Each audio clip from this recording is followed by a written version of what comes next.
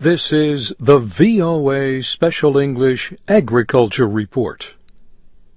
Not all vegetables need lots of sunshine. Mark Hoffman and his wife Gia own a bed and breakfast guest house in rural Kempton, Illinois. They often serve their guests produce fresh from the garden. The Hoffmans have been growing food and flowers for 25 years. For almost 10 of those years, Mr. Hoffman has been experimenting and working with shade plantings.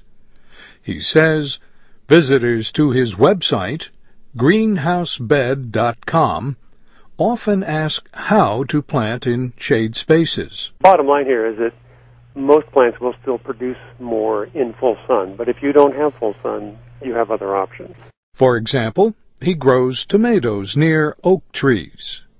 Oak trees can produce a lot of shade, but Mr. Hoffman says his tomato plants grow as long as they get 5 hours a day of direct sunshine, especially morning sun. Not only does this go against the traditional advice that tomatoes need 6, 8, even 12 hours a day of full sun, it also shows how plants and tree roots can share nutrients and water. Mr. Hoffman also planted asparagus around a tree at its drip line, the area below the outer limit of the branches. Now the asparagus is in partial shade, and it's been there for 6 years now, and it's doing wonderfully. It's right at the drip line of the tree, so when it rains, all the rain drips down right on the asparagus. The Hoffman's website includes a list of vegetables, flowers, and herbs that have produced acceptably for them in partial shade. Besides tomatoes and asparagus, these include broccoli, daylilies, horseradish, Irish potatoes, oregano, and winter onions. Mr. Hoffman says plants with wider leaves seem to do better in shady environments.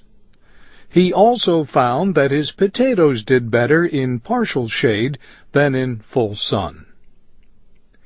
Moving them out of the sun helped control an insect problem with leafhoppers. Mr. Hoffman does not use pesticides. Instead, he planted the potatoes at the drip line, especially on the east side of the tree. The potatoes get morning sun, but they are shaded during the hottest part of the day. Leafhoppers dislike shade, and the hottest part of the day is when they do the worst of their damage. Time of day, brightness of the sun, shadows from trees, walls, and buildings. These all influence how much sunlight falls, or does not fall, on plants. And Extension Agent Curtis Swift at Colorado State University says people interested in shade planting should also remember something else. The term shade can describe different amounts of darkness. He says it can even mean different things in different parts of the world. And that's the VOA Special English Agriculture Report, written by Geraldine Watson. I'm Bob Doty.